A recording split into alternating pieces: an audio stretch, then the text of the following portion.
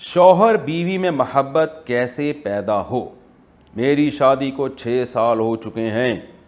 میں نے بہت کوشش کی کہ میری زوجہ میری بات کو سمجھیں، میری طبیعت کو جانیں، اس کے باوجود ہماری نہیں بن سکی۔ پچھلے 5 مہینوں سے ہماری بات چیت ہی نہیں ہو رہی ہے۔ بہت خوش قسمت ہیں بھائی، دونوں چپ چاپ بیٹھے ہوئے ہیں، اور کیا چاہیے آپ کو یار۔ اس سلسلے میں اگر آپ کوئی ہدایت کر سکیں تو بڑی مہربانی ہوگی۔ میں دوسری شادی بھی کرنا چاہ رہا ہوں مگر میرے والدین راضی نہیں ہو رہے۔ محمد ریحان بھائی، دوسری شادی کا تو اس سے کوئی تعلق نہیں ہے کہ 6 مہینے سے چپ بیٹھیں یا 12 مہینے سے چپ بیٹھیں۔ بیوی سے تعلقات اچھے ہیں برے ہیں، وہ تو بالکل ایک الگ میٹر ہے، اس پر تو میرے الگ سے بیانات ہیں، وہ تو عدل کی طاقت ہے، تو آپ دوسری کر سکتے ہیں۔ والدین کا راضی ہونا ضروری نہیں ہے اس میں، یہ تو اللہ کی طرف سے اجازت ہے اس میں۔ شرط یہ ہے کہ دونوں بیویوں کے حقوق ادا کریں آپ، تو حقوق ادا کر سکتے ہیں تو 2 کے بجائے 4 کر لیں، حقوق نہیں ادا کر سکتے تو 2 کیا 1 کی بھی اجازت نہیں ہے شریعت میں۔ پھر رہا یہ مسئلہ کہ آپ کے اور آپ کی وائف کے درمیان محبت کیسے پیدا ہو، تو دیکھیں وہ مشہور مقولہ ہے نا، تالی دونوں ہاتھوں سے بجتی ہے۔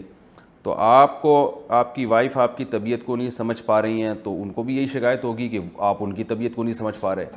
تو میاں بیوی کا جو رشتہ ہے وہ کمپرومائز کرنا پڑتا ہے، کچھ اپنے حقوق سے دستبردار ہونا پڑتا ہے، کچھ اپنے مزاج کو کچلنا پڑتا ہے، تو اور کچھ سامنے والے کو چاہیے وہ اپنے مزاج کو دائیں بائیں کرے۔ اگر دونوں میں ہی اکڑ ہوگی، دونوں ہی ڈھیٹ بن کے اپنے مزاج پہ اکڑے ہوئے ہوں گے تو پھر نہیں بن سکتا معاملہ۔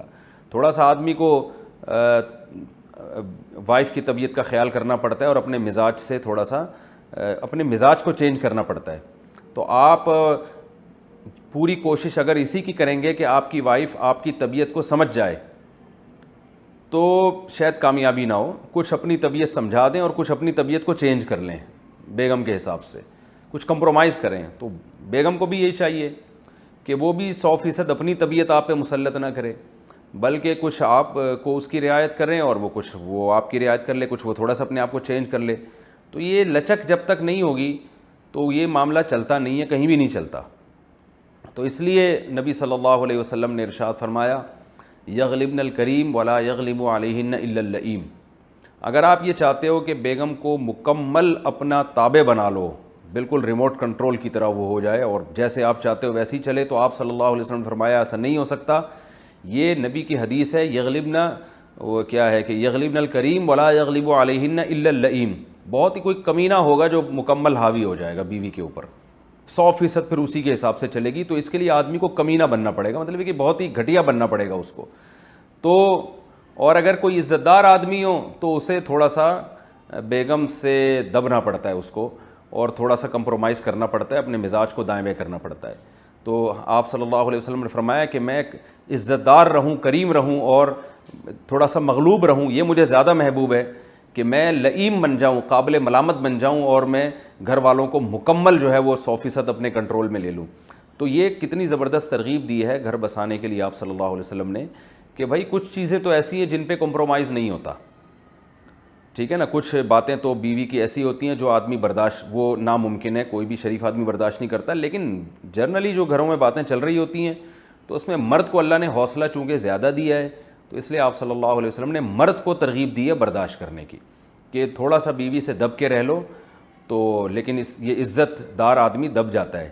آپ کہہ سکتے ہیں یار میں طاقتور ہوں، میں بیگم کے سامنے دب کے رہوں، یہ کون سا میں تو طاقتور ہوں۔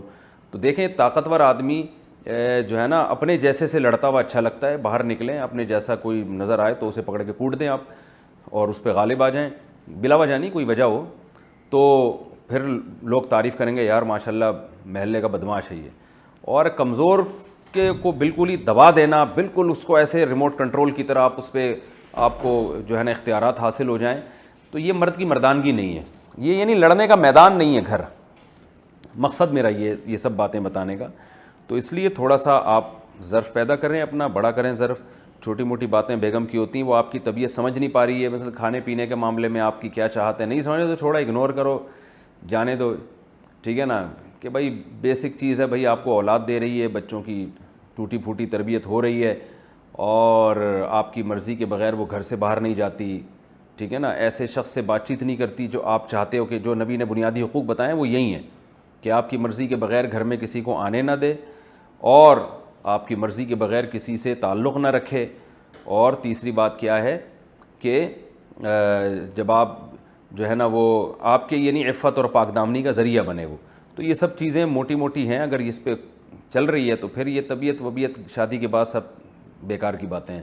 ہر کوئی جو آدمی جن کے مزاج ہوتے ہیں نا, میرا مزاج ایسا ہے, میں اس مزاج پہ کمپرومائز نہیں کر سکتا, تو وہ دنیا میں کہیں بھی آپ جب جاب کرتے ہیں تو آپ کو باس آپ کے مزاج کا تھوڑی ملتا ہے, وہ الٹی الٹی باتیں کر رہا ہوتا ہے, آدمی کو دبنا پڑتا ہے باس کے سامنے. کیوں؟ جاب بچانے کے لیے. تو اسی طرح میرے بھائی گھر بچانے کے لیے بھی کچھ تھوڑا سا لچک پیدا کرنی پڑتی ہے, اپنے اصولوں کو تھوڑا سا دائیں بائیں کرنا پڑتا ہے. گھر میں اور باہر کے ماحول میں بڑا فرق ہوتا ہے. ہر آدمی گھر کے باہر بدماش ہوتا ہے, گھر میں جا کے تھوڑا سا بدماشی ختم کرنی پڑتی ہے. ہاں کوئی ناقابل برداشت معاملہ ہو جو بالکل ہی, جیسے میں نے بتایا نا, بعض خواتین شوہر کے ماں باپ کو گالیاں دے رہی ہیں وہ, تو اس طرح کی کوئی خطرناک نوبت ہو تو پھر ایک الگ بات ہے. اس کو پھر شریعت نے جو بتایا ہے, اس میں شریعت نے بتایا کہ دونوں طرف کے خاندان والے بیٹھ کے مسئلہ حل کریں, نہیں حل ہوتا تمیز سے علیحدگی اختیار کریں پھر. لیکن آپ کا مسئلہ مجھے ایسا معلوم نہیں ہوتا, علیحدگی تو بہت ہی آخری یعنی حل ہے.